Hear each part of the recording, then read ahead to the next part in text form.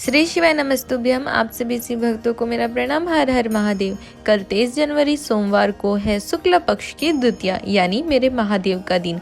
आज की इस वीडियो में हम आपको गुरुजी द्वारा सोमवार को तथा शुक्ल पक्ष की द्वितीया को किए जाने वाले संतान प्राप्ति, मनोकामना पूर्ति, चेहरे पे अगर दाग धब्बे हो गए हो, लीवर किडनी जैसी बड़ी सी बड़ी बीमारियों के लिए रोग मुक्ति के जो उपाय बताए हैं उनका वर्णन करेंगे, ताकि आप इस सोमवार को शुक्ल पक्ष की द्वितीया को ये उपाय करके महादेव की कृपा प्राप्त कर सके और महादेव आपकी मनोकामना पूरी कर दे। साथ ही आपको बता दें कि आपका इंतजार अब होने वाला है खत्म, क्योंकि कल से शुरू हो रही है पंडित प्रदीप जी मिश्रा की शिव महापुराण की कथा, जो कि 23 जनवरी से 29 जनवरी तक गुजरात के श्री राम जी मंदिर कंजरी हालोल पंचमहल गुजरात पावागढ़ से 3 किलोमीटर दूर पावागढ़ वाली माता के करीब में यह शिव महापुराण की कथा होगी, जिसका रसवादन आप 2 बजे से 5 बजे तक आस्था चैनल, फेसबुक, यूट्यूब पर लाइव कर सकते हैं। साथ ही गुरुजी ने बताया कि गुजरात में होने वाली इस शिव महापुराण कथा का नाम श्री राम शिव महापुराण की कथा होगी, जिसमें आपको पता चलेगा कि श्री राम भगवान ने जब अयोध्या से लंका तक गए तो उन्होंने इसके बीच में कितनी बार शिवलिंग का निर्माण किया, कितनी बार उनका पूजन करी, कितनी बार जल चढ़ाया। पूरे रामपद गमन में राम जी द्वारा निर्माण किए गए शंकर भगवान के शिवलिंग के बारे में विस्तृत जानकारी आपको इस 23 जनवरी से 29 जनवरी तक के पावागढ़ में होने वाली कथा में मिलेगी।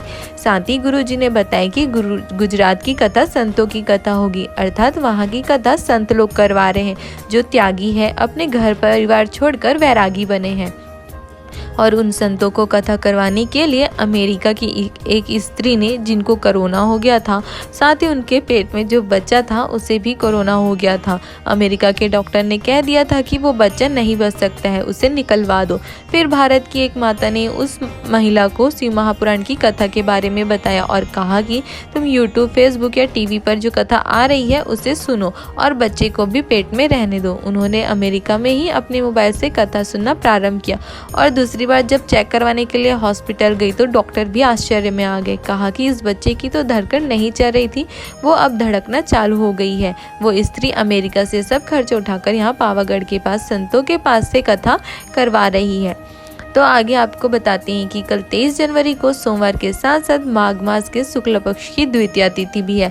साथ ही है गुप्त नवरात्रि का द्वितीय दिन। सोमवार का दिन मेरे महादेव का दिन होता है, इसलिए सोमवार के दिन अगर आपको कोई उपाय करते हैं तो महादेव उसे जल्दी स्वीकार करते हैं और उसका फल आपको प्रदान करते हैं। इसलिए गुरुजी ने कहा है कि आप सभी उपाय किसी भी दिन कर सकते हो, लेकिन अगर आप इन उपायों को सोमवार को करते हैं तो आपको महादेव की कृपा जल्दी प्राप्त होती है, महादेव उसे जल्दी स्वीकार करते हैं। इसलिए आज की वीडियो में आपको जितने भी उपाय बताएंगे वो आपको सोमवार को अर्थात कल 23 जनवरी को करना है। पहला उपाय, जैसा कि आप सब जानते ही होंगे कि महादेव के मस्तक पर जो चांद विराजमान है वह शुक्ल पक्ष के द्वितीया का चांद है। भगवान महादेव ने चंद्र को अपने मस्तक पर धारण करते हुए चंद्र से कहा था कि चंद्र, तुमको मैं आज शुक्ल पक्ष की द्वितीया को अपने मस्तक पर धारण कर रहा हूँ। अगर इस दिन संसार का कोई भी व्यक्ति अगर शुक्ल पक्ष की द्वितीया को चंद्रमा के दर्शन करेगा तो वह रोग से मुक्त हो रहेगा।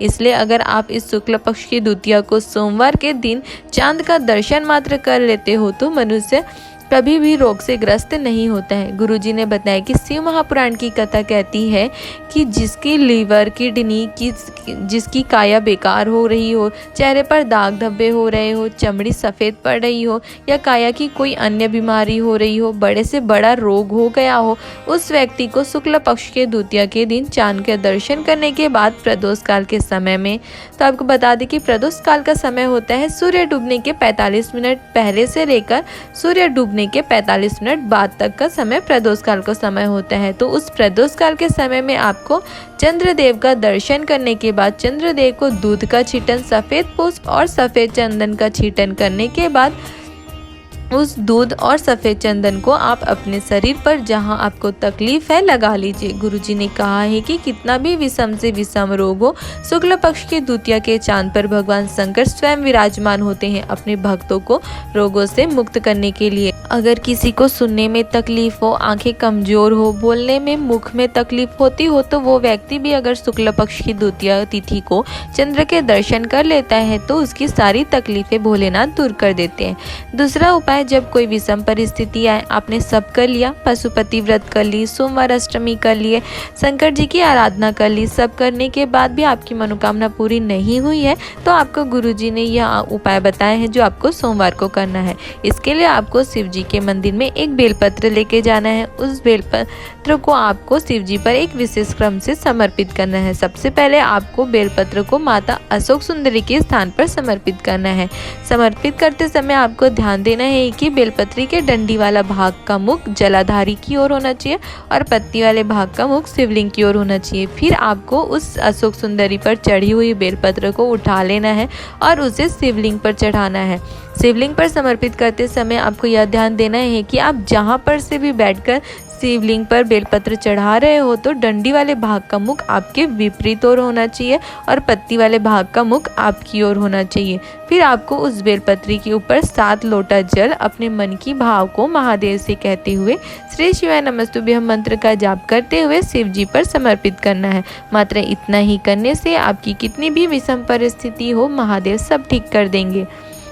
गुरुजी ने कहा है कि यह निश्चित है कि जो आपकी मनोकामना आपकी विषम परिस्थिति पशुपति व्रत सोमवार अष्टमी करने से पूरी नहीं हुई है, वो आपकी कामना इस सोमवार को यह उपाय करने से अवश्य पूरी होगी। यह निश्चित है कि अगर आपकी कोई भी बड़ी से बड़ी परेशानी हो, चाहे धन की, संतान की, विवाह की, रोग की, नौकरी की कोई भी परेशानी हो, वो आपके कल माघ मास के शुक्ल द्वितीया के सोमवार को यह उपाय करने से अवश्य पूरी होगी। आप पर भोलेनाथ की कृपा अवश्य होगी।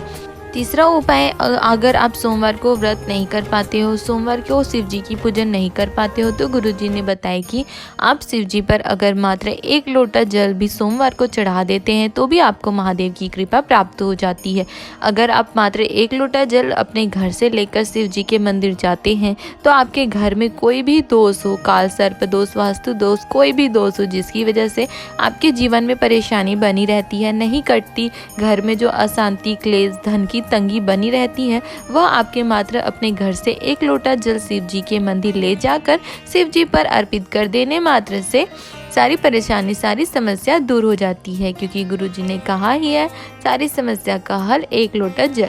इसके लिए आपको शिव जी पर एक विशेष क्रम से जल चढ़ाना है। सबसे पहले आपको जल जलाधारी के दाएं तरफ से गणेश जी महाराज के स्थान पर, फिर आपको जलाधारी के बाएं तरफ कार्तिकेय जी के स्थान पर, फिर आपको जलाधारी के बीच में माता अशोक सुंदरी के स्थान पर, फिर आपको माता पार्वती के हस्त कमल और अंत में सारा जल आपको शिवलिंग पर समर्पित करना है।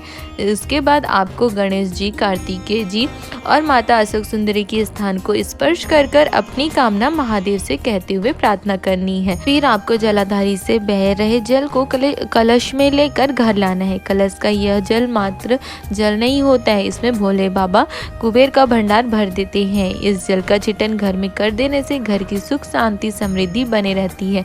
जो भी नेगेटिव एनर्जी होती है वो दूर हो जाती है, साथ ही आपके घर का भंडार भी कुबेर के भंडार से भर जाता है। चौथा उपाय आपको संतान प्राप्ति, रोग मुक्ति के लिए करना है। हर सोमवार को आपको यह उपाय करना है। गुरुजी ने बताया कि इसके लिए ओम जल आपको शिव जी पर अर्पित करना है। ओम जल अर्थात आपको शिव जी पर जल चढ़ाने के लिए 1 लोटा जल शिव मंदिर लेकर जाना है। फिर यह जल आपको शिव जी पर शिवलिंग पर ओम बनाते हुए समर्पित करना है। अर्थात आपको ओम बनाते हुए बिना धार तोड़े हुए आपको सबसे पहले जल गणेश जी के स्थान पर, फिर माता अशोक सुंदरी के स्थान पर, फिर शरणानंद कार्तिकेय जी के स्थान पर, फिर आपको माता अशोक सुंदरी के स्थान से होते हुए माता पार्वती के हस्तकमल पर आपको जल समर्पित करना है। इसके बाद अंत में आपको पूरा जल शिवलिंग पर अर्पित करना है।